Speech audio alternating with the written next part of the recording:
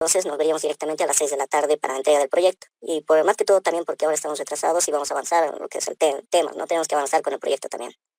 Bueno, voy a empezar a grabar lo que sería la clase porque vamos a empezar con algo importante, que es lo que ya vamos a entrar a lo que serían los de, planos de nuestro proyecto. En este caso, si revisamos un poco la guía, el segundo avance está caracterizado por mayormente planos. Los cálculos casi son mínimos. Si revisamos un poco lo que sería nuestra guía de sistemas de agua potable, tenemos lo que serían en nuestro segundo avance los planos de ubicación. El plano de ubicación en este caso simplemente es sacar un screenshot o podría ser también una foto satelital del lugar de Cochabamba. En este caso nuestra locación es Cochabamba. Simplemente tienen que sacar un screenshot, una foto satelital o incluso podrían adjuntar un plano, pero yo les recomiendo que sea una fotografía satelital, en el cual ahí muestran lo que es la ubicación de nuestra población. En este caso, no tiene que estar ploteado de tamaño grande, sino esto lo pueden hacer en un tamaño carta. En caso de que no se viera bien, ustedes a su criterio podrían verlo si quieren plotearlo en una hoja grande. Por ejemplo, medio pliego, o doble carta o doble oficio. Eso ya va a depender mucho de cuánto sea los bits, o sea, la calidad de la imagen que tengan. Si ven que es conveniente imprimirlo más grande, lo pueden hacer en medidas más grandes. ¿Cuál es la condición que tienen que tener para el plano de ubicación? Que se vea claramente y que esté marcado, aunque sea con una flecha, el lugar, ¿verdad? Donde se está diseñando lo que sería la red de agua potable. Ahora, para la zonificación, ya habíamos avanzado un poco de esto. En este caso, habíamos visto un ejemplo anterior. Pero simplemente con las recomendaciones que ya les había aclarado, las zonificaciones tienen que dividirse en las siguientes formas. Divisiones claramente separadas. Por ejemplo, Quillacollo con Cochabamba están claramente separadas y se los podría determinar como zonas diferentes. También lo que serían las altitudes. Por ejemplo, en esta parte de aquí tenemos zonas elevadas. Ya podríamos llamarlo las zonas elevadas y a estas zonas de aquí que están en zonas más inferiores, ya llamarlos las zonas bajas. Inferiores en el término de que están más abajo con cotas inferiores, ¿verdad? Aquí tenemos elevaciones mayores y aquí elevaciones menores. Zonas altas y zonas bajas. ¿De qué va a depender más que todo su zonificación? De dónde quieren establecer sus redes. Entonces, algo que siempre tienen que tomar en cuenta es que les había recomendado que las redes de lo mejor borden, pero hay límites para bordear también lo que sería la red. Por ejemplo, aquí en Quillacollo yo tranquilamente podría bordear con mi red todo lo que sería Quillacollo. Pero en esta zona de aquí, que son las zonas elevadas, es lo más probable que ya no haya construcciones hacia arriba. Quillacollo es un lugar plano, pero Cochabamba tiene zonas elevadas donde tal vez ya no se construyan más casas por esta zona de aquí que está elevado. Entonces, el MISET específicamente no podría bordear porque el objetivo de bordear es que haya crecimiento de la ciudad, ¿verdad? Que haya crecimiento, mayor población. Entonces, ¿qué se debe hacer en este caso? Simplemente se tiene que establecer un punto medio donde su red pueda abarcar buena cantidad de estas viviendas, pero que tampoco esté bordeando. En este caso podría ser por esta zona de aquí, por esta zona de aquí. Cada uno no tiene el mismo criterio, ¿verdad? ¿De qué va a depender en un futuro de que si hayan elegido bien o han elegido mal al momento en que estén resolviendo su red cerrada? Si ven que las elevaciones no cumplen, efectivamente van a tener que, sí o sí, tratar de bajar más su red, porque siempre hay problemas, ¿no? De presiones, en la cual por las pérdidas de carga se pierde presión y no llegamos hasta la última casa. Entonces, con ese objetivo, se trata de hacer una red lo más céntrica posible, pero solamente cuando ya no va a haber crecimiento. En este caso, del lado izquierdo como del lado derecho, podría seguir creciendo la ciudad. Lo único que no va a crecer es hacia las zonas altas. Entonces, en esa parte se puede ya es más lógico, no es tanto de recomendaciones o de una fórmula específica, esto ya es casi criterio propio de ustedes, de dónde mejor podrían acomodar sus redes, pero siempre y cuando hay recomendaciones. Las recomendaciones son de que no hagan tendido de tuberías en carreteras. Un ejemplo sería que no utilicen esta carretera como parte del bordeaje para poner aquí su red. Por ejemplo, tranquilamente uno diría, oh, esta carretera separa muy claramente estas dos zonas, podría poner aquí mi tubería y sencillamente de ahí ya voy a jalar redes abiertas hacia las demás cuadras. No. ¿Por qué no se hace tendido en carreteras? Es porque no se puede hacer mantenimiento y el mantenimiento del agua potable es casi constante. Se podría decir que es anual el mantenimiento que se le hace a una red de agua potable. Por lo tanto, el tendido en carretera significaría destruir una carretera, la cual ya saben que son más costosas que los pavimentos comunes de las calles. Entonces, por tal motivo, no se hace tendido en carreteras. Otra situación que no se debe hacer es diseñar redes cerradas para zonas muy pequeñas. Por ejemplo, esta zonificación de aquí está claramente separada por esta carretera, ¿verdad? Lo malo de diseñar una red cerrada aquí es que simplemente estamos elevando el costo y muy en vano, ¿verdad? No necesita una red cerrada en esta parte, tampoco en esta parte, porque es muy pequeño. Con decirles que una red cerrada casi es solamente Quillacollo necesita solo una red cerrada. Entonces, claramente se puede ver que aquí es demasiado pequeño para crearles una red cerrada. Otra situación más es la situación geográfica. Como podemos ver en esta parte inferior, en la zona sur, tenemos una de montaña, en la cual no se van a construir viviendas. Si yo encierro en una red cerrada esta parte, estaría encerrando una montaña más, la cual ni siquiera le voy a abastecer agua potable. Entonces, en esa parte, simplemente hay que crear una red cerrada de las zonas altas, una red cerrada de las zonas bajas y hacer abastecimiento de agua con una red abierta a estas zonas inferiores. Si recordamos un poco de los ejercicios que hemos visto con el ingeniero, un ejemplo de red simplemente es así. A ver, voy a abrir el documento.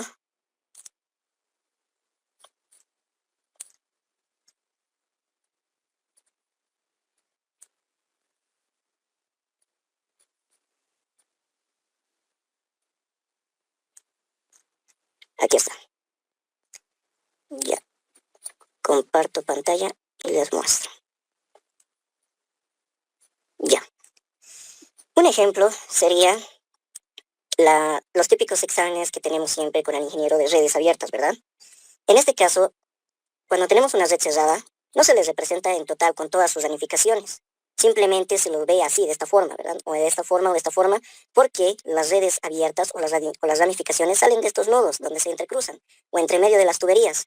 A nosotros ya casi no nos influye tanto eso en el diseño porque nosotros podemos agarrar el caudal total que está pasando por aquí y automáticamente diseñar con eso mi red abierta. No es necesario que sepa sí o sí cuántas ramificaciones va a tener después de este nodo o al medio de la tubería, no es necesario.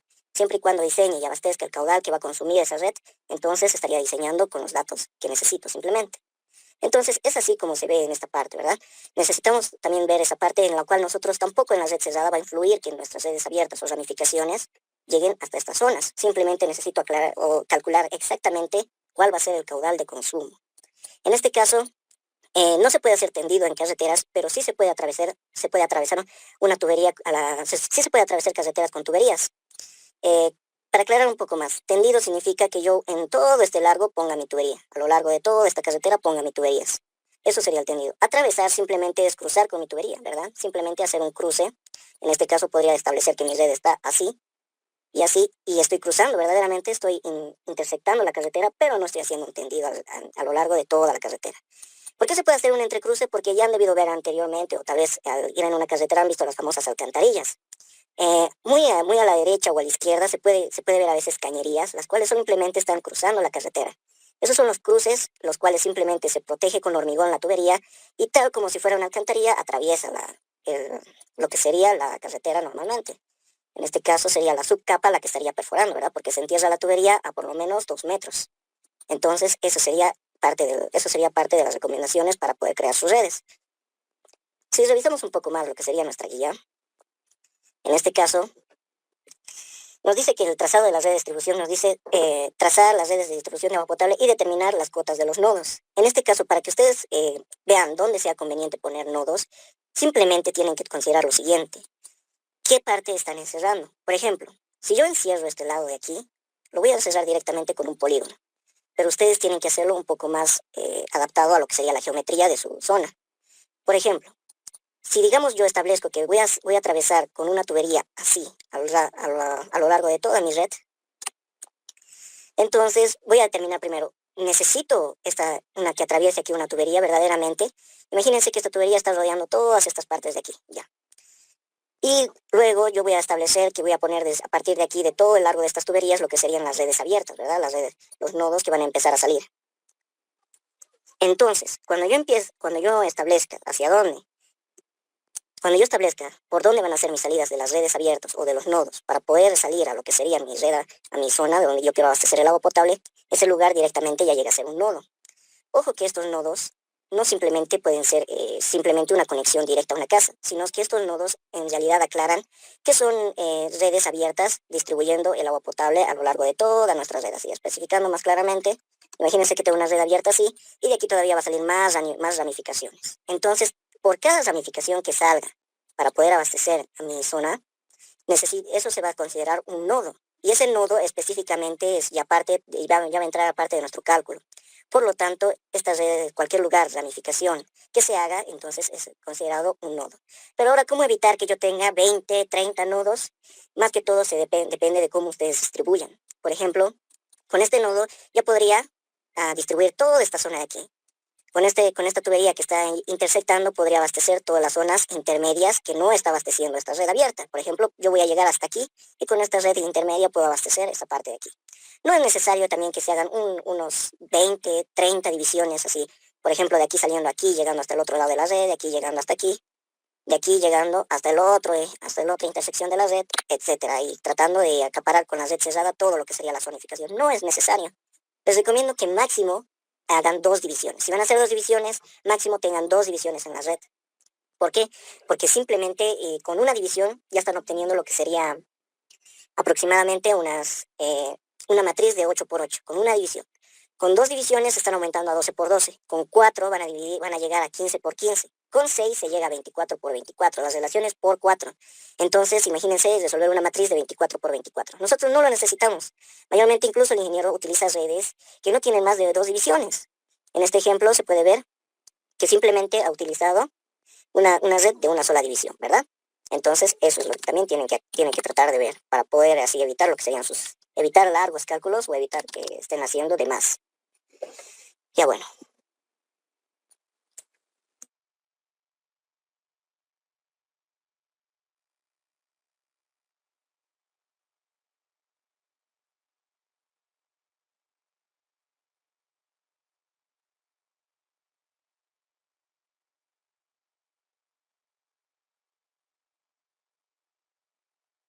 Bueno, continuando con lo que sería ahora la trazado de redes de distribución. Como os he dicho, es mucho de su criterio. Es más que todo porque cada uno va a tener un pensamiento muy diferente de cómo va a distribuir el agua potable. ¿Cuál es la recomendación? Que traten de abarcar todas las zonas que se les está estableciendo. Y más que todo pensar a futuro, ¿verdad? Que el crecimiento de la población va a seguir aumentando. Ahora, la más difícil no es solamente el trazado de las redes de distribución, sino es la ubicación de los tanques de regulación y almacenamiento. El gran problema que se aparece aquí es dónde vamos a necesitar un tanque. Específicamente, cuando nosotros vemos una distribución de una red, se puede ver, ¿no? Que pareciera que se pone tanque a cada entrada de una red. Por ejemplo, si yo quisiera llegar con agua potable a mi red 2, entonces necesito tanque. Para mi red 1 necesito otro tanque. Para llegar de mi red 4 hasta mi red 2, entonces necesito otra vez otro tanque. Como pueden ver, pareciera que a cada entrada de una red parece necesitar un tanque, pero la verdad no. Se necesita tanques donde se ve que va a haber desabasto de agua potable. Por ejemplo, una zona que está crítica en esta parte de aquí, si han calculado sus porcentajes de agua potable, es la zona de pozos. En este lugar, en la zona de pozos es el que menos agua está aportando, pero también es el que está más cercano a las zonas altas, no, perdón, a las zonas bajas de nuestra zonificación. Entonces, y el que más está aportando es el embalse que está yendo directamente a Quillacollo. Pero lo más probable es que tampoco abastezca, ¿verdad? Todo lo que sería Quillacollo. Para determinar si verdaderamente va a abastecer o no abastecer, necesitamos calcular caudales unitarios, los cuales van a depender o bien de la población, pueden hacer, digamos, una densidad y hallar la población que hay aquí en esta zona, o podrían hacerlo directamente por un caudal unitario de hectáreas, es decir, cuánto mide esta zona, lo hago, cuando lo hago una comparación con toda mi área total, y puedo hallar un caudal unitario simplemente dividiendo este porcentaje de zona sobre el porcentaje total multiplicado por el caudal que me abastece el embalse, ¿verdad? Y voy a tener, o que me abastecen todas mis fuentes de agua y ahí voy a tener un caudal unitario. Pero eso sería si es que tuviéramos los datos claramente especificados como si fuera un examen. Lamentablemente ahora los datos nosotros los vamos a obtener. Entonces lo que se debe hacer simplemente es en esta zonificación es tratar de hallar consumos. Es por eso que se les da una población, se les da una dotación, porque ahora ya no depende simplemente de lo que ya sería la comparación de zonas o áreas. Ahora depende de cuánta población verdaderamente y cuánto se le está dotando de agua potable. Esa dotación de agua potable que se le determina consumo va a depender ya de dos factores. Uno, de la población y dos, del área donde está distribuida esa población. Entonces podríamos determinar lo siguiente. Calculamos lo que es el área total, calculamos lo que es la población total y ahora agarramos simplemente zonas específicas. Por ejemplo, vamos a determinar que todo esto mide 6 hectáreas. Todo, Cochabamba, Quillacollo y todas estas zonas bajas son 6 hectáreas. Ahora, ya sabemos que son 6 hectáreas y que un ejemplo es que tengamos 4.000 personas. 6 hectáreas distribuidas para 4.000 personas. Entonces, yo agarro solamente Quillacollo y me dice que aquí en realidad solamente hay 2 hectáreas. Entonces yo digo, si eran 6 hectáreas para 4.000 personas, para 2 hectáreas son, entonces una regla de 3 simple, ¿verdad? Si se dan cuenta. Si nosotros calculamos eso, creo que son aproximadamente 1.5, entonces aquí digo, entonces no, aquí entre 2 hectáreas están viviendo aproximadamente 1.500 personas. Ah, entonces ya tengo mi población de solamente esta zonificación, y entonces si tengo mi población y tengo su dotación, entonces tengo sus consumos, ¿verdad? Es así como deben calcular. Entonces, si ya tenemos los consumos de Quillacollo, entonces ya podría determinar verdaderamente si mi embalse me está abasteciendo para Quillacollo o tengo que traer desde otras fuentes de agua que lleguen hasta Quillacollo. Lo más recomendable es que no lleguen directamente a lo que sería de la planta de tratamiento directamente a la red, sino de la planta de tratamiento llegar a lo que es el tanque. ¿Y los tanques dónde se ubican? Se ubican mayormente en las zonas elevadas. Entonces, ¿de qué va a depender dónde pongamos un tanque? Si abastece o no abastece verdaderamente nuestra fuente de agua potable. Entonces, eso es lo que es el criterio que tienen que aplicar en esta parte para poder ubicar sus tanques. Pero ya de antemano les digo que cuando se trata de redes cerradas con una alta población, porque tenemos una población mayor a 100.000, simplemente se establece que sí o sí a la entrada de cada red se va a requerir un tanque. ¿De qué va a depender si necesito más tanques? Por ejemplo, si ya he establecido que aquí voy a hacer una red, zonas bajas, aquí otra red, zonas altas, entonces voy a hacer un tanque para mis zonas altas y voy a poner un tanque, ya sea viniendo desde los pozos, o ya sea si sobra algo del embalse, viniendo desde el embalse para mis zonas intermedias. Entonces, ¿qué es lo que va a suceder aquí? Voy a necesitar sí o sí un tanque en esta zona de aquí, ¿verdad? Sí o sí, en esa parte ya sería parte de los cálculos. En este lugar sí o sí voy a necesitar un tanque. ¿Por qué? Porque yo o voy a ver que el embalse abastece de más a Quillacollo o que va a faltar y voy a necesitar que desde otras fuentes lleguen hasta Quillacollo. Uno de dos, pero de todas formas necesito un tanque. Espero que se comprenda bien esto. Lo mismo va a suceder cuando llegue desde mis fuentes de agua de la dique de toma y galería filtrante. Lo primero que van a abastecer es la zona alta, entonces voy a tener que poner un tanque para mis zonas bajas. Un lugar donde podría poner el tanque sería en el lugar más alto, sería en esta montaña, ¿verdad? Donde no es necesario. Eso viendo si es una montaña. Podría también ser una bajante. Todo eso, ¿de qué va a depender? De que analicen un poco sus curvas de nivel. En el caso de que no pudieran hallar lo que es la elevación, directamente lo determinan eh, modificando o interpolando lo que serían las curvas de nivel que tienen como dato. Por ejemplo, de este lugar o de esta zona. Ok, vamos a continuar con eso. Los campos de pozos, si se han dado cuenta, está ubicado más abajo de las elevaciones de donde van a abastecer. Por ejemplo, esto está a una altura de más o menos 2000. Aquí lo tenemos.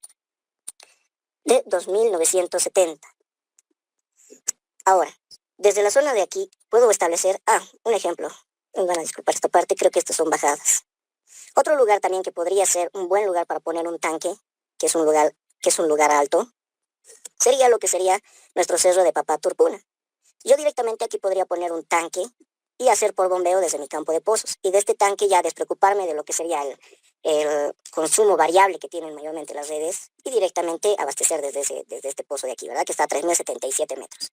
Con 3.077 metros y sabiendo que esto mide 2.970, 3.000, tranquilamente voy a llegar a mis zonas bajas. ¿Dónde más se requeriría un tanque o un tanque de cola o ya sea un tanque normal o un tanque de regulación? También se requiere cuando no quiero poner una planta de tratamiento. Por ejemplo, de los pozos tendría que sí o sí poner una planta de tratamiento, de la misma forma del dique y de la galería filtrante y de la misma forma para el embalse.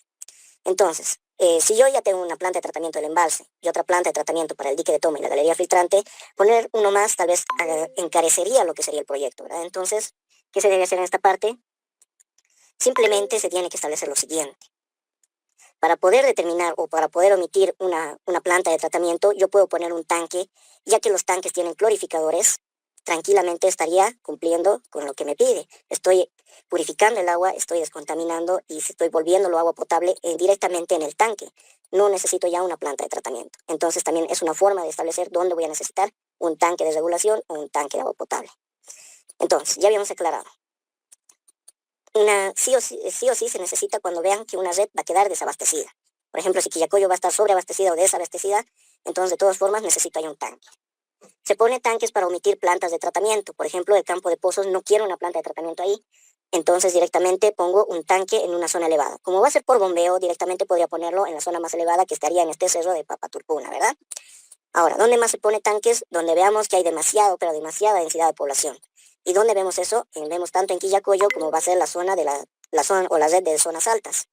Entonces podría poner un tanque yendo de la planta de tratamiento, de la planta de tratamiento que viene desde el embalse, podría poner un tanque para Quillacollo. Entonces se estaría trabajando con 2 tanques. Podría poner otro tanque para las zonas altas y ya no necesitaría para mis redes de zonas bajas porque aquí ya tengo un tanque viniendo desde Quillacollo, ¿verdad? Entonces aproximadamente ustedes van a tener unos 4 tanques. ¿De qué? ¿Por qué les recomendaría no poner más tanques? Porque también se crea cálculos extra. Van a tener que verificar en cada tanque presión, la altura que va a tener que tener el tanque para que funcione. Lo más probable es que este tanque intermedio van a tener que ponerle una elevación alta, es decir, hacerle una plataforma, porque está en un lugar intermedio y tiene que llegar a una zona más alta.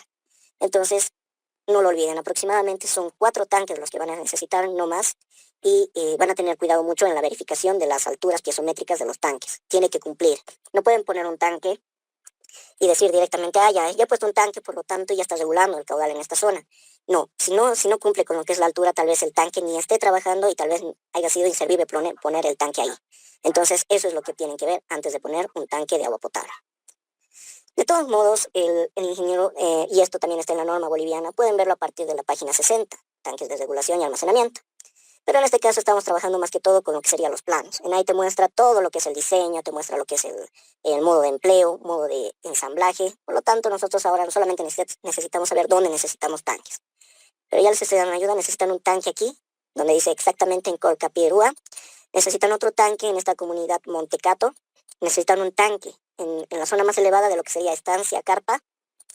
Y necesitan un tanque en lo que sería el cerro de Papaturpuna. 4 tanques. ¿Ven? Con esos 4 tanques les aseguro ya que toda la red va a trabajar correctamente. No necesitan un tanque en medio de la ciudad porque están viniendo ya un tanque de aquí, un tanque de aquí, entonces no va a ser necesario. Lo más probable es que van a tener que verificar si verdaderamente el tanque de Papaturpuna va a llegar o va a abastecer o van a tener que poner una válvula de regulación porque está en un lugar demasiado elevado. Entonces van a tener que ver si sus tuberías resisten la presión o van a tener que disminuir eso. Algo que les recomiendo siempre es que en las redes no hagan llegar presiones más altas que 20 metros sobre columnas de agua. ¿Por qué no se pone más de 20 metros columnas de agua? Porque las casas no tienen tuberías de alta presión. Nosotros trabajamos con tuberías tipo 15, tipo 20, pero no, en las casas se maneja tuberías domésticas de PVC, las cuales tienen un ensanchamiento de aproximadamente entre 4 milímetros a 3 milímetros y medio. Entonces son espesores pequeños, por lo tanto, si nosotros ponemos, digamos, una presión de 40 metros columnas de agua, automáticamente va a fallar el agua potable en estos lugares y siempre va a haber reventamiento de tuberías, ¿verdad? Vamos a tener problemas en zonas específicas de reventamiento de tuberías. Por lo tanto, hay que poner siempre y verificar eso para poner las válvulas de regulación de presión que lleguen simplemente a nuestras redes con 20 metros. Pero también hay que verificar si se necesita más. Por ejemplo, como son redes tan grandes y están tan extendidas, esos 20 metros tal vez no alcancen a llegar a una zona central. Y es por eso también que a veces se ponen estas intersecciones de las redes, porque gracias a estas intersecciones estamos aprovechando la energía que de las zonas más altas. Seguimos aprovechando. La red está diseñada con tuberías de alta resistencia a presión. Lo que no está diseñado a tuberías de alta resistencia a presión son las casas. Entonces, por eso se pone a veces también tramos intermedios para que también podamos abastecer a las zonas medias, de donde si jalaríamos desde un extremo, no llegaría con la presión suficiente tal vez a estas viviendas centrales. Eso es lo que se utiliza, ¿verdad? De acuerdo. Ahora, la parte más sencilla es la ubicación de las plantas de tratamiento, porque estas dos fuentes de agua, ya les había aclarado, tienen que llegar a una misma planta de tratamiento. ¿Qué es lo que significa eso? Que van a tener un punto en común de intersección. Si yo ya he diseñado mi dique de toma, voy a decir desde mi dique de toma, va a llegar, digamos, a una altura de 4000. Y podría decir, de la misma manera de mi galería filtrante, va a llegar hasta el mismo punto, y luego directamente llevar desde aquí hacia mi planta de tratamiento. ¿Dónde se colocan las plantas de tratamiento? Mucho depende del criterio de ustedes. Por ejemplo, si yo pongo mi planta de tratamiento muy alto, va a haber un problema. Se supone que mi planta de tratamiento tiene que estar lo más cercano a la energía eléctrica. Voy a tener que crear otra red de energía solamente para llegar a mi planta de tratamiento. No olvidemos que en una planta de tratamiento también puede haber bombas, tiene que estar iluminado, se utiliza potabilización, ya sea por clorificación, o ya sea automatizado, o ya sea que alguien maneje. Sí o sí necesita energía eléctrica. ¿Qué otra cosa más? Necesita tener una fácil ubicación. Es decir, que tienen que estar en un lugar donde puedan llegar fácilmente y hacer una verificación total de que está funcionando bien. ¿Qué es lo que pasaría si empezara, digamos, a llegar agua verde a nuestra zona? Entonces no tendríamos que ir hasta nuestras fuentes de agua potable, porque en realidad nuestras fuentes de agua potable, obvio, nos va a dar agua turbia y no potable. Entonces tenemos que ir a verificar directamente nuestra planta de tratamiento. ¿Qué es lo que sucede? Entonces tiene que ser, uno, de fácil ubicación; dos, que tenga acceso a energía eléctrica; y tres, que en lo posible, esté a lo más cerca a nuestra red de agua potable, para que funcione directamente con las presiones que calculemos aquí y no influya, ¿verdad? Si lo ponemos más alto, vamos a tener que volver a recalcular lo que es las presiones hacia nuestra red. Si lo ponemos lo más cerca a nuestra red de agua potable, lo vamos a poner con las presiones de arriba; directamente va a trabajar la planta de tratamiento. Entonces son esas recomendaciones. ¿Cuántas plantas de tratamiento van a estar aquí? Van a necesitar dos. Una que va a purificar el agua del dique de toma y la galería filtrante, y una que va a venir a purificar lo que es el embalse. Lo que es el campo de pozos, ya habíamos aclarado, se puede utilizar directamente un tanque clorificador; o sea, el tanque va a funcionar como planta de tratamiento. ¿Por qué se hace eso en campos de pozos? Incluso de campos de pozos se suele llevar directamente a la red, porque los pozos o las bombas trabajan con un filtro. Este filtro viene, ¿cómo se diría? Sería lo más retensivo posible. Retiene la mayor cantidad posible de bacterias, lo que sería sedimento y lo que sería objetos extraños. Entonces, al utilizar estos filtros, podemos especificar que puede utilizar filtros más específicos para que directamente salga agua limpia. Y no hay que olvidar que es agua por filtración; por lo tanto, a veces el agua en los pozos ya sabe estar cristalina, por lo que a veces no se requiere tanta potabilización o tratamiento del agua en estos casos, ¿verdad? Porque ya saben ustedes que incluso hay comunidades que directamente consumen agua de los pozos. Por esa misma razón, a veces no se necesita una planta de tratamiento que venga de los pozos. Entonces, tienen dos plantas de tratamiento; acérquenlas lo más posible a la red, o de lo probable que sea lo más accesible hacia nuestra red, para que así se pueda hacer lo que se llama el libro de órdenes o el libro de especificaciones de funcionamiento de las redes. Listo. Entonces, vamos a continuar con lo que sería el trazado de las aducciones de agua cruda. En este caso, ya en el mismo examen les había recomendado tratar de seguir lo que es el contorno del terreno. Es decir, no tratar de entrecortar directamente, poner una línea recta hacia nuestra red, porque puede que provoquemos un sifonamiento, en el cual si se detiene nuestra agua potable, o si no está lleno nuestras tuberías, nunca va a llegar el agua a nuestra red. A ver, hablemos un poco de los sifones. Los sifones trabajan en realidad, son buenas alternativas hidráulicas. ¿Cuál es el problema de los sifones? Ya estamos hablando de lo que sería que nosotros estemos en un lugar bajo y estemos aduciendo de un lugar más bajo. Por ejemplo, aquí tenemos 2130 y aquí tenemos imaginemos que aquí tenemos 2140, ya. Como pueden ver, tengo que superar una altura de 2140, pero mi tanque está más abajo, a 1490. Se forma una colina aquí, ¿verdad? Entonces, ¿qué es lo que sucede? El sifón trabaja de la siguiente manera. El sifón agarra lo que sería la presión que hemos obtenido anteriormente y la aprovecha y funciona con presión negativa. Este gráfico no se entiende bien. Voy a eliminar esto. De acuerdo. Los sifones trabajan de la siguiente manera. Agarran la presión negativa que se forma en esta parte inferior y extraen el agua de forma que funciona como un simple bombeo o succión en aguas arriba. Pero si esta tubería no está llena de agua, o en algún punto el agua se retiene, digamos yo pongo aquí una válvula y lo retengo totalmente el agua, después puede que no funcione y directamente el agua quede atrapada en esta loma. Por lo tanto, ese es el problema que se tiene con los sifonamientos, ¿verdad? ¿Qué es lo que se recomienda? Se recomienda siempre que nuestras fuentes de agua, de lo posible, estén sí o sí en bajada. Es decir, que de un punto alto vaya a un punto bajo, directo. ¿Y cómo se logra eso? Se logra siguiendo el contorno de lo que sería nuestro terreno. En este caso, si yo quisiera seguir eso, tendría que irme sí o sí por lo que sería la cuota de 3000, tratar de llegar a cotas inferiores y recién ir a mi planta de tratamiento. Aquí está un ejemplo y sería llegar por mi cuota de 3000, tratar de llegar a cuotas inferiores y luego recién ir a mi planta de tratamiento. ¿Ven? No es muy complicado en esta parte; donde está más complicado es en este lugar de aquí. Pero si ustedes analizan y ven que todo esto está en bajada y todo esto está en bajada, recién se puede hacer lo que es una línea recta. No, en el examen se vio algo similar, ¿verdad? Pareciera que todo estaba en bajada, pero ¿qué es lo que sucedía? Aquí en el intermedio había una montaña de mayor elevación, que se estaba formando un sifonamiento. Y si nosotros quisiéramos diseñar con eso, tendríamos que aclarar o crear un sistema de bombeo temporal donde, si la tubería no está llena, prender la bomba, hacer que se llene y luego apagarla y luego que funcione por gravedad. Hay mucho dilema y mucho gasto también va a ser cuando se trata de diseñar así, ¿verdad?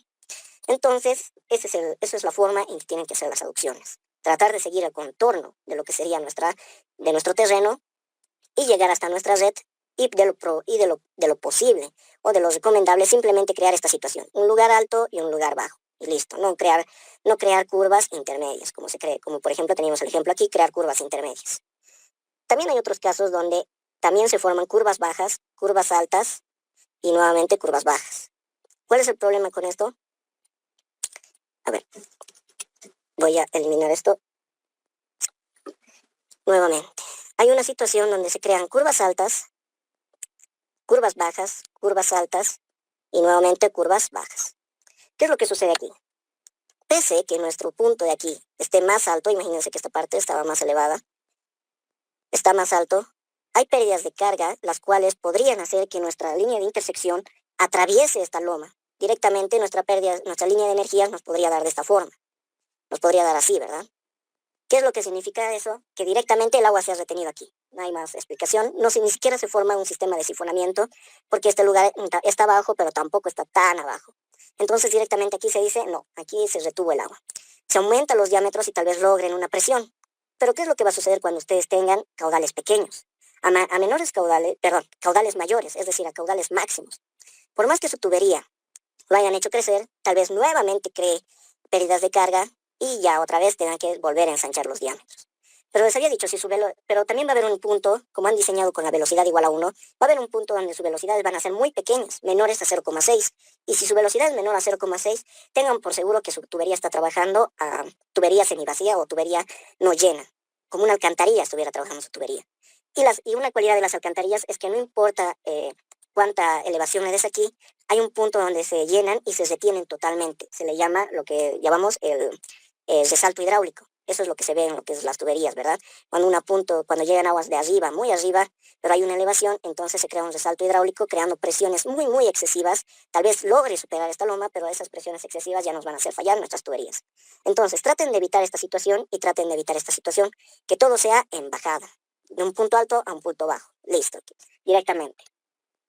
Y así también evitar todas estas verificaciones extras que se van a tener que hacer, ¿verdad? Entonces, continuando con la guía. Ahora, trazado de las reducciones de agua cruda, ya se ha hecho. Traten de evitar esas situaciones donde se creen sifones y donde se creen lomas, y puntos bajos y puntos altos. Otra situación más que nos dice es diseñar el perfil. Para diseñar el perfil, no es tan complicado, simplemente que necesitan los siguientes datos. Necesitan estas longitudes de curva de nivel, y necesitan las elevaciones de las curvas de nivel, para luego puedan hacer un gráfico de longitudes versus elevaciones. Las longitudes tienen que ser las acumuladas, ojo, porque he visto que tal vez a uno que otro ha debido entender mal. Cuando se trata de longitud versus elevación, si ustedes no utilizan la longitud acumulada, lo más probable es que les salga un gráfico muy similar a esto. Les salga que viene así, que se vuelve así y que hace esto. Eso es porque están utilizando las longitudes directas. Y eso simplemente él no lo va a entender bien el programa y va a decir, no, tú me estás diciendo 30 metros tanta elevación, 50 metros tanta elevación, 200 tanto y nuevamente 5 metros tanta elevación, etcétera, ¿verdad? Tienen que utilizar las longitudes acumuladas. Una longitud acumulada simplemente es la sumatoria de la longitud anterior más mi longitud que estoy sumando. Es decir, si he llegado hasta este punto de aquí, hasta este punto que estoy resaltando aquí, entonces si he llegado hasta ahí, necesito saber sí o sí cuánto mide aguas arriba. Si llego al siguiente punto, cuánto ha medido más atrás. Y eso es una longitud acumulada, es simple. Es la sumatoria de la longitud más la longitud anterior, nada más. Entonces, una vez que tengan las longitudes acumuladas y las elevaciones, pueden graficarlo y darse una idea de cómo va a ser su perfil y luego hacerlo a escala, ya también, o directamente hacerlo aquí, graficarse lo que es la planilla de elevaciones y directamente con trazos rectos.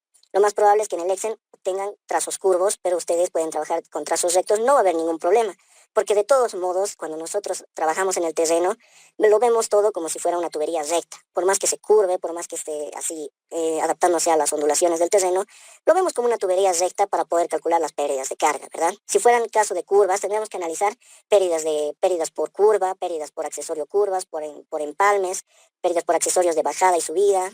Todo eso tendríamos que analizar punto por punto, lo cual no requerimos esa situación. Con que analicemos con que la tubería es totalmente recta, a nosotros nos basta para poder diseñar. Entonces, esa es la recomendación para poder hacer su perfil de agua potable. Ahora, hasta esta parte, como lo han visto, es un poco largo. Hay que hacerlo muy detallosamente, hay que instruir en lo que sería su red y estar ahí verificando y tratando de no intersectar cuadras, etcétera. Por lo tanto, tienen que tener mucho cuidado. hacer el trazado no se puede hacer así a la rápida, esto es solamente un ejemplo. Tienen que estar más atentos a cada detalle que va a tener su zona. Porque en la vida real tiene que funcionar, ¿verdad? No tiene que ser simplemente de adorno una red de agua potable. No olvidemos que las redes son muy caras, por lo tanto tenemos que tratar de hacerlo lo más funcional posible. Ahora, el esquema final del sistema de agua potable simplemente es lo siguiente. Que ustedes ya, esto van a ser parte por parte, ¿verdad? En un plano van a hacer una red.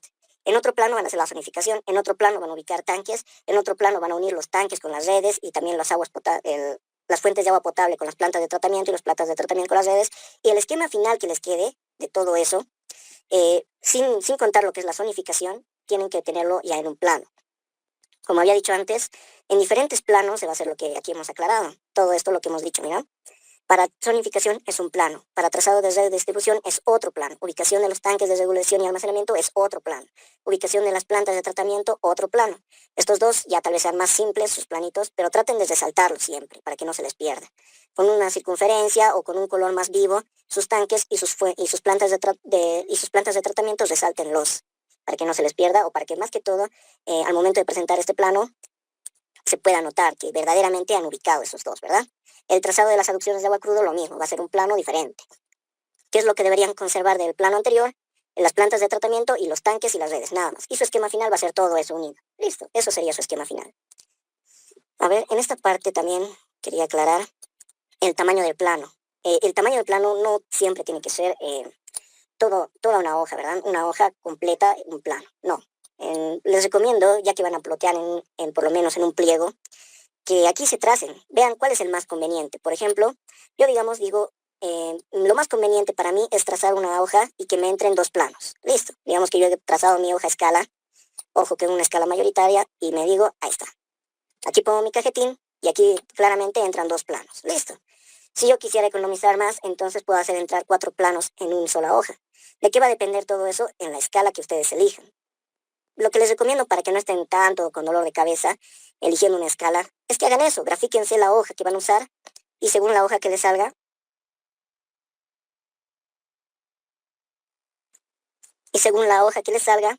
trácense 1, 2 o 3 dibujos. No sé si a 4 dibujos se va a seguir viendo igual, pero ya, pueden arriesgarse y, digamos, decir, en mi hoja que me he graficado, eso va a entrar 4 dibujos. Y luego la escala va a depender de eso, depender del tamaño de hoja que han escogido. Digamos, este obvio es un pliego, pero ¿qué escala está? Digamos que es 1.50.000. Ya, entonces mis planos son escala 1.50.000, directo. ¿Ven? Para no estar rompiéndose la cabeza ahí al momento de elegir una escala, dibújense una hoja a escala y la escala de la hoja va a depender de el tamaño de dibujo o cuántos dibujos quieran entrar en esa hoja.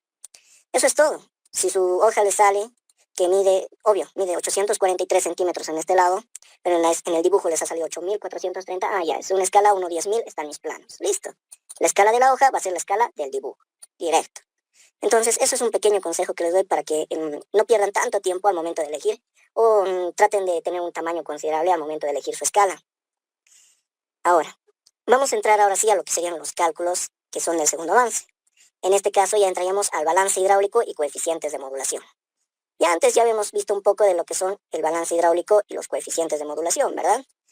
Pero antes, no sé si alguien tuviera alguna duda, pregunta sobre los planos, que ya hemos aclarado un poco de cómo van a ser sus planos, alguna duda, alguna.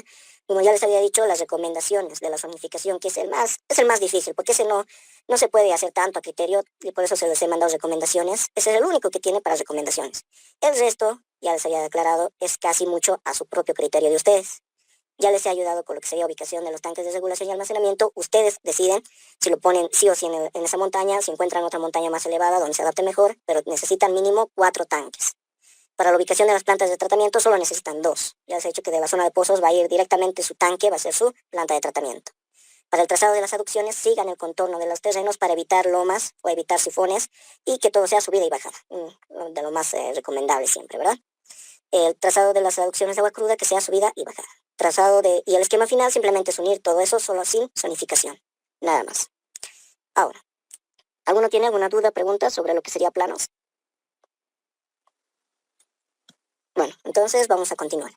Para el balance hidráulico o coeficientes de modulación. Ya les recomiendo que si van a terminar en los planos antes, practiquen mucho lo que es el balance hidráulico con su red y hallar sus coeficientes de modulación, porque esto sí o sí entra en un examen. ¿Y de qué depende mayormente los coeficientes de modulación? dependen de qué tipo de entrada a su red tienen. Lo malo de su red de ustedes es que no van a tener algunos casos que son muy importantes. Por ejemplo, lo más probable es que no van a tener lo que se llama el método de las correlaciones inversas, porque no hay ninguna red, o tal vez no se les presente, que de una red salga una tubería y tengan que ir hacia la siguiente red. Tal vez les dé el caso de que entre este caso el método de los porcentajes, donde van a tener así dos tramos por gravedad entrando a una misma red. Pero la correlación inversa, es muy difícil de encontrar, ¿verdad? Es algo que se aplica en casos especiales, pero es lo que el ingeniero más pone en sus exámenes. Por lo tanto, vamos a explicar un poco mejor esto. Cuando habíamos hablado de tramos por gravedad y tramos por gravedad entrando a una misma red, que es lo que se va a presentar lo más probable en este caso de aquí, en las zonas medias o las zonas bajas, es que simplemente es que llega de una tubería, por ejemplo, de esta red, de las zonas altas va a llegar a las zonas bajas, y de lo que sería este tanque de aquí va a llegar hacia nuestras zonas bajas. Simplemente llegan dos fuentes de agua. ¿Qué porcentaje es lo que está llegando? Digamos, de aquí llega el 30% y de aquí el 60%. Entonces directamente se trabaja con eso, ¿verdad?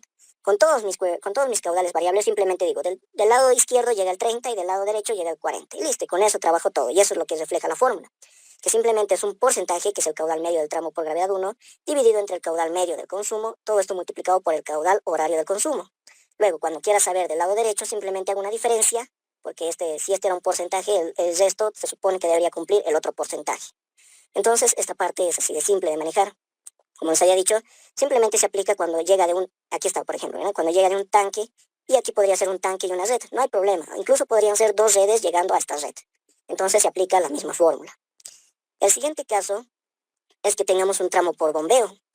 En este caso, si tuviéramos un caso por bombeo, en este caso no sería un tanque, sino una zona de bombas o unos pozos, simplemente hay que aportar, perdón, simplemente va a ser lo que va a aportar las bombas en determinadas horas. Como saben ustedes, las bombas no trabajan las 24 horas, así que aquí no hay un caudal constante. Pero también cuando llega el caudal, no tiene variaciones, es decir, no te va a llegar primero 50 litros, luego 60, 70, no. Si te llegan 80 litros de la zona de bombas, va a ser 80 litros las 6 horas que bombee, o las 8 horas que bombee van a ser los 60 litros. Entonces directamente se trabaja con eso, ¿verdad? Entonces decimos, determinadas horas me abastece la zona de bombas, pero todo el tiempo voy a recibir agua desde mi tanque, ¿ven? Entonces eso es lo que se trata de ver.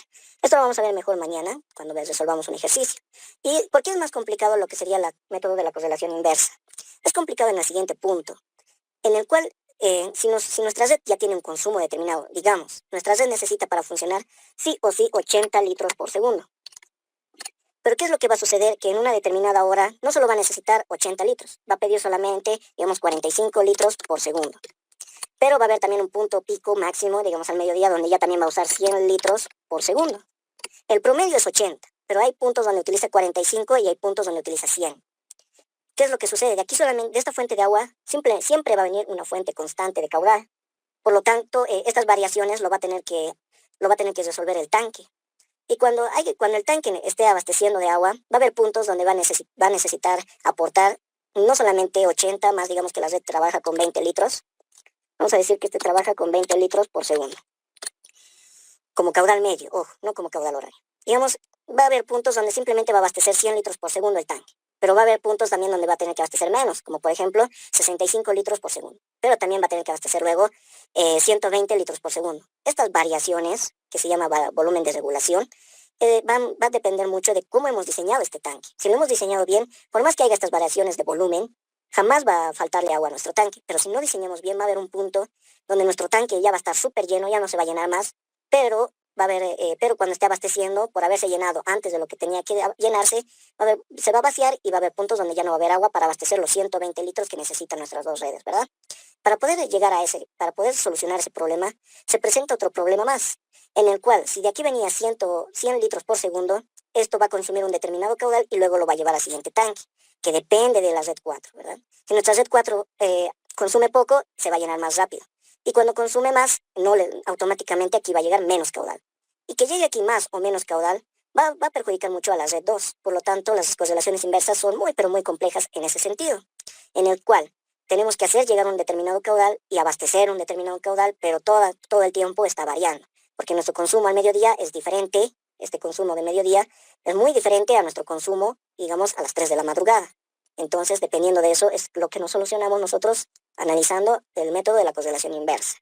En el caso que se les presente en el proyecto, Ya resolviendo el ejercicio que vamos a ver, van a ver que tampoco es tan complicado, porque en este caso simplemente van a tener del tanque a la red y de la red a otra red y listo. Eh, un caso muy especial es en el que se presenta en este ejemplo, en el cual no solamente está llegando a una red y listo, sino se está llegando primero desde un tanque a otra red y de esta red recién a la red que vamos a abastecer y luego recién nuevamente al tanque, ¿ven? Es como 4 o 5 intermedios, por lo tanto es muy diferente este a lo que se les va a presentar el proyecto. El de su proyecto tal vez lo vean más simple, pero mayormente el ingeniero mete casos más complicados como este. Entonces, no se olviden, mañana tenemos nuestra clase. No, en serio les recomendaría que no se falten en esta clase de coeficientes de modulación porque es muy importante. Sin coeficientes de modulación y sin balance hidráulico, imposible que se pueda hacer los subsiguientes cálculos. Como se han dado cuenta, todo depende del balance hidráulico. Me dice diseñar este tanque, no puedo porque no sé cuánto es el volumen que va a salir. Aún no he calculado si verdaderamente el volumen de regulación va a ser el que necesito, el que voy a poder calcular con este volumen de entrada. Entonces todo eso va volviéndose variable, ¿verdad?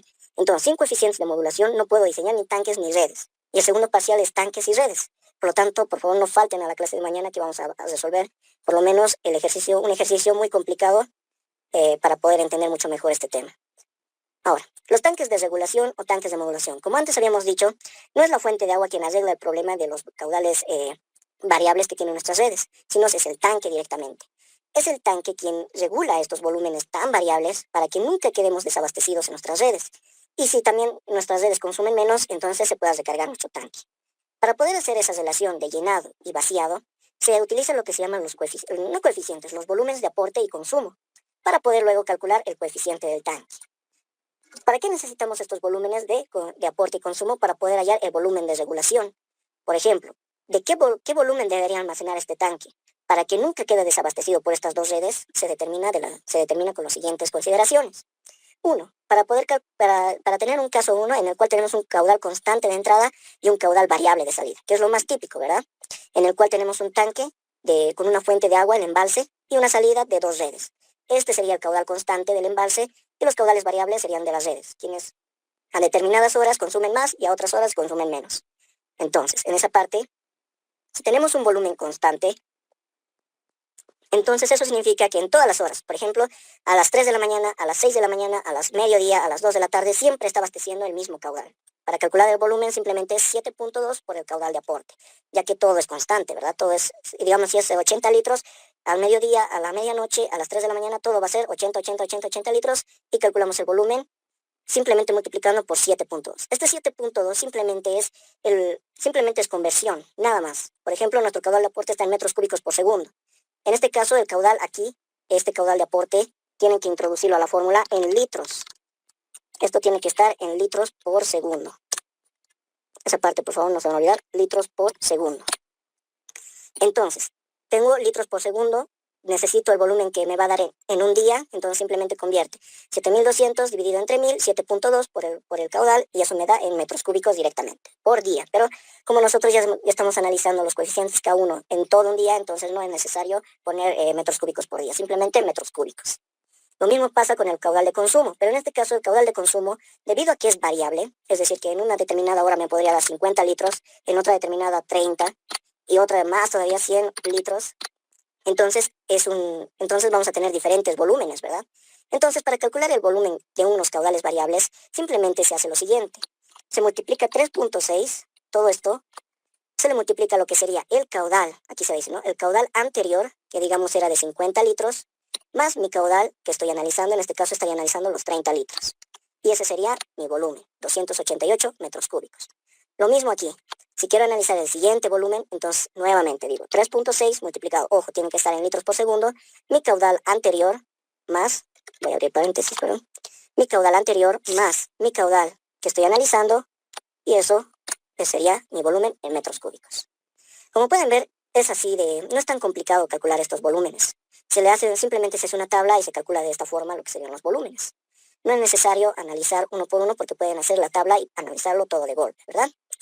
Otra situación que sucede es el caudal de bombeo, el caso 2, en el cual vamos a tener un caudal de bombeo y un caudal variable. El caudal de variable ya hemos analizado. Pero ahora, ¿qué vamos a hacer con el caudal de bombeo? Por ejemplo, a la medianoche podría decir yo no bombeo, a las 1 de la mañana no se bombea, a lo que sería a las 4 de la mañana no se bombea, a las 6 de la mañana ya bombeo unos 50 litros por segundo. Y así durante 6 horas. Listo, pero luego detengo la bomba, y nuevamente llego hasta la medianoche bombeando cero, ¿verdad? Entonces, lo único que se hace cuando se trata del caudal de bombeo, debido a que cuando llega el caudal, no llega en todas las horas, pero cuando llega es constante, entonces simplemente es el caudal, es multiplicar 7.2 por el caudal de bombeo. Por ejemplo, aquí, 7.2 por mi caudal de bombeo es cero, y directamente me va a salir cero. Si nosotros multiplicamos por 50, me va a dar 360, 360, 360, y luego nuevamente cero. Entonces es directo. No se bombeará todo el día, pero cuando se bombea, no olviden, el caudal es constante. Entonces 7.2 por mi caudal de bombeo, en esas determinadas horas en que estoy bombeando. Listo. Entonces, ya hemos analizado ahora lo que sería el caudal de bombeo. Ahora, ¿qué pasa cuando tenemos caudal variable y caudal variable? ¿Qué es lo que aquí sucede, verdad? En este tanque intermedio de esta red 4 va a venir un determinado caudal y es variable. Y también va a salir un caudal hacia la red 2 y esa red 2 tiene un consumo variable. Entonces, simplemente se analiza lo que habíamos visto anteriormente. Es el mismo concepto de simplemente multiplicar el anterior por el superior. Aquí lo tienen, ¿ven? Se aplica lo mismo. 3.6 de la sumatoria del caudal anterior más el caudal que yo estoy analizando. Y lo mismo va a suceder para todo este caso, ¿verdad? Es lo mismo. Caudal variable y caudal variable se analiza de la misma forma. El caso 4, que es caudal variable y caudal variable, pero por estación de bombeo, simplemente es lo siguiente. Debido a que está llegando un caudal variable, nuestro tanque se va a llenar, pero va a tener que bombear desde un cárcamo de bombeo, o el tanque mismo es un cárcamo de bombeo. Entonces, cuando empiece a bombear, que ya habíamos aclarado, no va a ser todo el tiempo, no va a ser todo el tiempo el bombeo, sino va a ser en determinadas horas. De igual forma se bombea un caudal constante. No se bombea todo el día, pero cuando se bombea se va a bombear un caudal constante. Entonces, para calcular el volumen de estos caudales constantes, simplemente 7.2 por el caudal que estoy bombeando. Listo. Ahora, lo más complicado, los tanques de cola, los cuales se les conoce como tanques de cola porque tienen un caudal variable de un solo ingreso y una salida. Es decir, a determinadas horas este caudal se llena y cuando la red lo necesite se va a empezar a vaciar. En este ejemplo no tenemos ningún tanque de cola, ¿verdad? Pero en este caso nos vamos a forzar o vamos a tratar de introducir cómo sería un tanque de cola. Por ejemplo, para mi Z3, como pueden ver, digamos que hay momentos donde no abastece. Eh, Vamos a decir para la Z3, total ya solamente un ejemplo. Va a haber momentos donde no se abastece de agua potable, sino que queda en déficit total. Pero también hay horas donde ya también existe exceso de caudal que se supone debería irse al resto de nuestra red, pero no. Nosotros estamos poniendo un tanque de cola. ¿Qué es lo que va a suceder? Olvídense de esta parte de aquí, simplemente vamos a analizar esta parte de lo que sería el tanque. Lo que sucede es que cuando nuestra red esté abastecido, o sea, es decir, que el consumo sea menor al volumen de aporte, entonces va a haber momentos en el cual nuestro tanque se va a llenar. Pero luego va a haber momentos donde el consumo va a ser mayor al aporte, entonces directamente el tanque, todo lo que ha almacenado, va a tener que empezar a darle a la red, ¿verdad? Va a empezar a tener que abastecerle nuevamente. Entonces, ese es el funcionamiento de los tanques de cola, que simplemente cuando hay escasez, el tanque abastece y cuando hay sobra de caudal, empieza a llenarse. Simplemente es eso, nuestros tanques de entrada y salida. Como pueden ver, sus caudales o volúmenes de aporte se calculan de la siguiente manera. Podrían ser constantes, como en este caso, en el cual entra un mismo caudal, llega un tiempo y sale un mismo caudal. Pero también pueden ser variables. Y como para el caudal variable simplemente habíamos hecho 3.6 por el caudal anterior más el caudal que estamos analizando. Entonces, estas dos fórmulas es cuando el caudal es constante, cosa que tal vez no les dé, tal vez les dé caudales variables.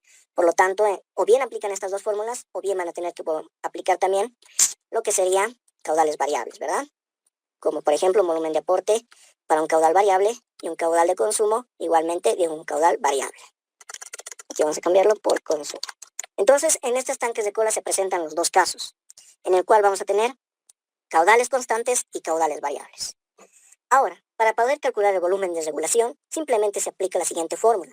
El volumen de regulación 0 más el volumen de aporte menos el volumen de consumo. Simplemente estamos haciendo lo siguiente.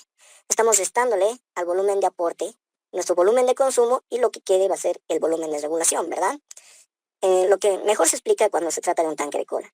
Volumen de consumo menos volumen de aporte, ese va a ser mi volumen de regulación o el volumen de mi tanque. Eso es simplemente el volumen de regulación. ¿Para qué sirve el volumen de regulación? Lo utilizamos, como les he dicho antes, para que no haya déficit o cuando tengamos consumos muy altos, el tanque pueda aportar a las redes sin que se quede vacío. Ese volumen de regulación nos va a ayudar a cuando haya altos consumos y nuestra fuente de agua no nos puede abastecer y necesitamos extraer y lo extraemos del tanque directamente. Es igual como funcionan los tanques en nuestras casas, ¿verdad? Digamos, si nosotros tenemos agua simplemente de 8 a 12 y el resto del día, vamos a, digamos, de 8 a 12 consumo de la red de agua pública, pero de a partir del resto del día consumo de mi tanque. Lo mismo, es lo mismo para el volumen de regulación. ¿De qué ha dependido de qué volumen he escogido mi tanque? Ha dependido de cuánta agua yo consumo. Por ejemplo, si me bastaba con un tanque de 300 litros, entonces simplemente necesito 300 litros en el día. ¿Para qué instalar uno más grande? O si esos 300 litros no me abastecen, entonces requiero uno más grande, de 500 litros para el resto del día. Es un ejemplo, ¿verdad? Porque es del mismo concepto. Nuestros tanques de nuestras casas funcionan con el mismo concepto que nosotros manejamos tanques de regulación. Ahora, el coeficiente K del tanque. Simplemente es el volumen de regulación dividido entre el volumen de regulación máxima.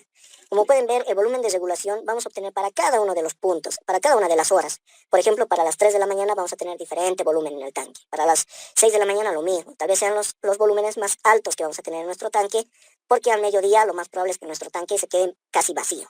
Entonces, simplemente son los volúmenes en las determinadas horas de nuestro tanque dividido entre el volumen de regulación máxima. El máximo lo más probable es que le salga en los lugares donde menos se consume. Por ejemplo, a las 3 de la mañana nadie estaría consumiendo agua, entonces nuestro tanque estaría totalmente lleno, ¿verdad? Eso es simplemente nuestro coeficiente de regulación. Ahora, para el volumen de diseño, se tiene que especificar lo siguiente. El volumen de regulación o el volumen inicial que va a tener su tanque es simplemente el volumen de regulación máximo de la segunda interacción. ¿Por qué segunda interacción? Porque primero vamos a empezar con cero. Vamos a ver que por culpa de que nuestro tanque ha empezado con cero de agua, entonces en el resto del día vamos a tener valores negativos. Por ejemplo, si yo he empezado con cero, al mediodía obvio que me va a faltar agua. Y ese valor negativo va a ser mi siguiente volumen de regulación. Ahora, si ese volumen máximo que ha agarrado voy a hacer regular, entonces simplemente ese volumen máximo ya va a servir para abastecer todo el resto del día. Por ejemplo, si mi tanque no hubiera empezado con cero y hubiera empezado con 1000 litros, tal vez no me hubiera faltado agua en el tanque, ¿verdad? A eso se refiere con volumen de regulación máximo negativo.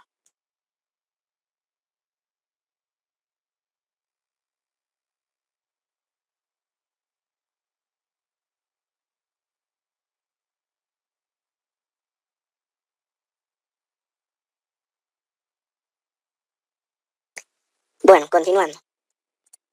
Entonces, el volumen de regulación máximo de la segunda interacción va a ser mi volumen que necesito en el tanque o el volumen que necesito diseñar el tanque para poder abastecer a mis redes cuando tengan sus caudales variables. De, ¿De qué va a depender el resto del volumen? Va a depender del volumen contra incendios. El siguiente criterio nos determina cuál es el volumen contra incendios. Nos dice que el volumen contra incendios es simplemente 3.6 por el tiempo del incendio por el caudal para el incendio. La norma nos da una recomendación de que un incendio dura 4 horas.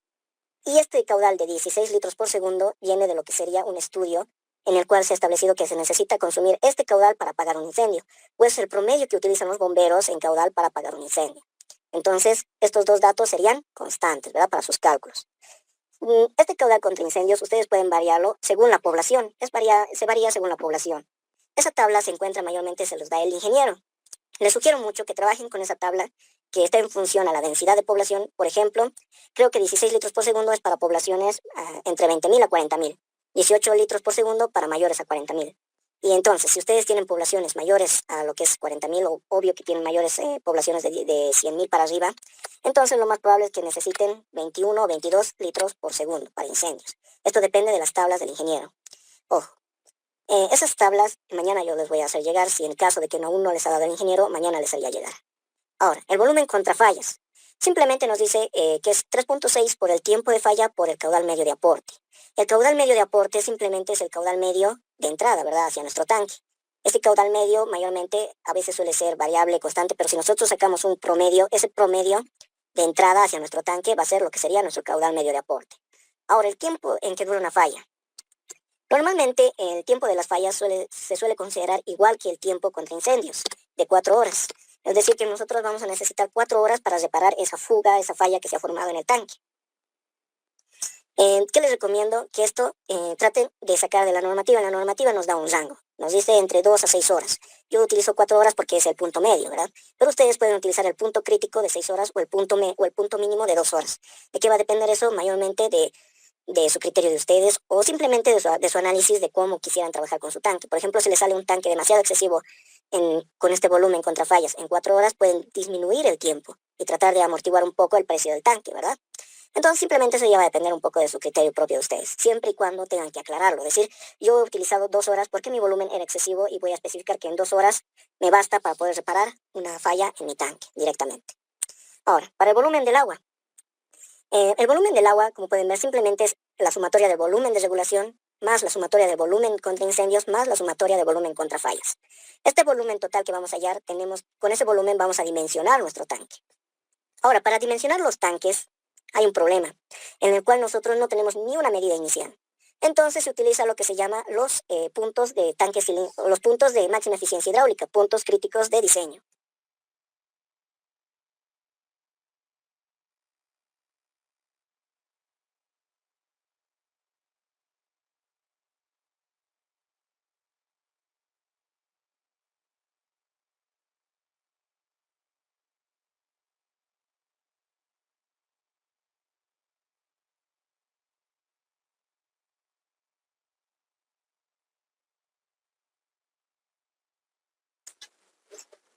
Puntos críticos.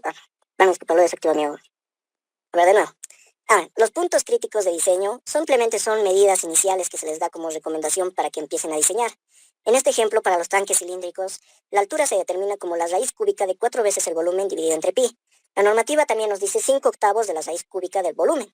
Pero yo les recomiendo esta medida porque esta medida suele dar alturas ¿cómo se diría? Más reales, ¿verdad? Que se acercan mucho a lo que son los diseños reales de los tanques o las alturas reales en las cuales se puede construir los tanques. El resto del diámetro simplemente va a venir del despeje del volumen. El volumen simplemente es área por altura de un cilindro.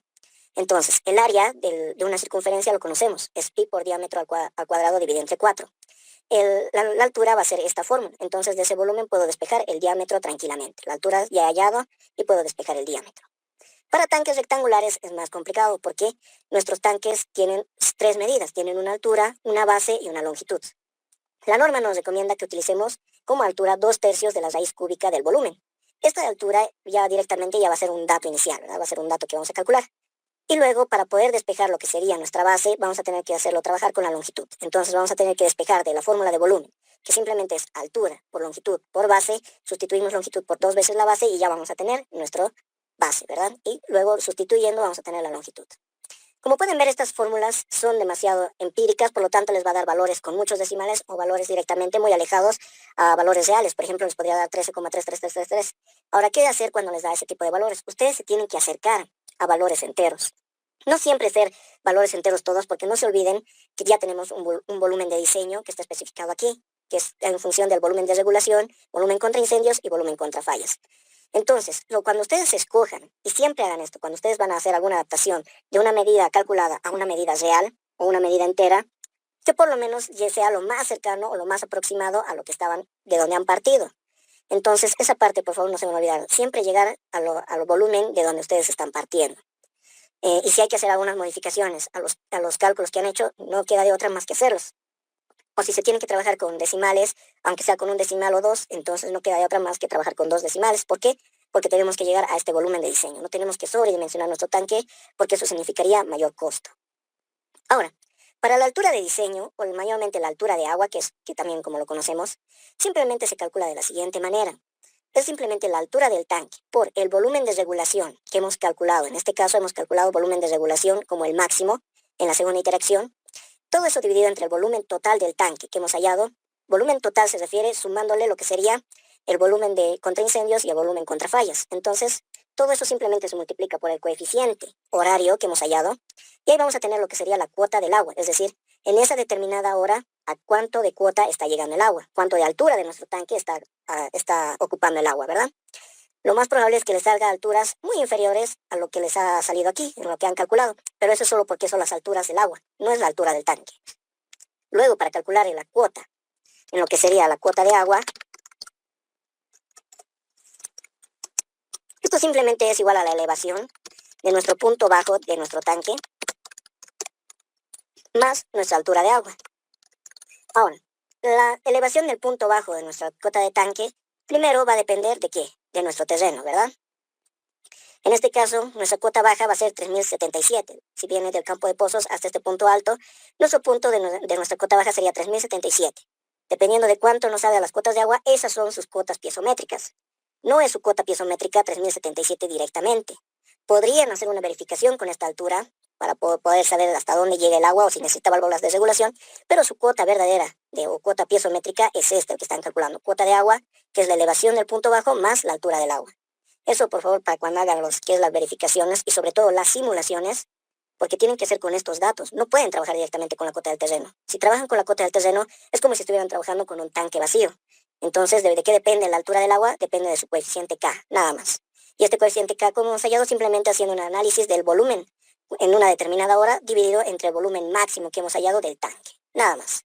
Entonces, eso sería lo que sería diseño de tanques de agua potable.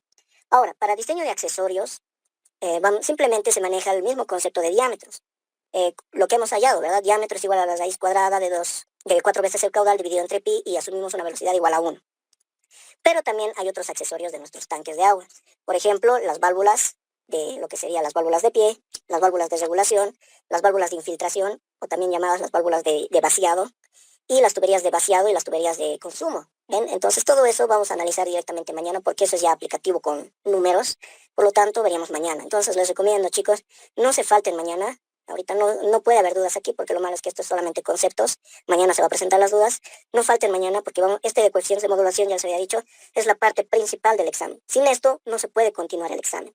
Eso es lo malo del segundo parcial, que en coeficientes de modulación y balance hidráulico no puedo hacer nada más. No puedo diseñar ni mi red, ni puedo diseñar ni mis tanques si no tengo el balance y los coeficientes de modulación. Por eso, chicos, no falten mañana. ¿Está bien? Bueno, entonces nos veríamos de todos modos hoy a las 6 de la tarde en punto. Voy a estar por donde la fuente, en ahí tal vez esté esperando en la fuente, por donde los arbustos, o directamente en una mesa de ajedrez. Pero de todas formas, si están trayendo el documento, el proyecto de alguno de sus compañeros, no se olviden pedir su documento para que puedan llenar lo que es su número de carnet de identidad en la lista. Firmas no va a haber, pero sí va a tener un lugar de observaciones donde yo voy a estar viendo hasta qué parte han entregado, para que más adelante no haya reclamos de proyectos perdidos o proyectos incompletos que supuestamente estaban completos, ¿verdad? Entonces eso, chicos, no se olviden, tiene que estar impreso. Todas sus planillas Excel, imprímanlos así, traten de asemejar lo que son sus tablas en las hojas bien alineadas.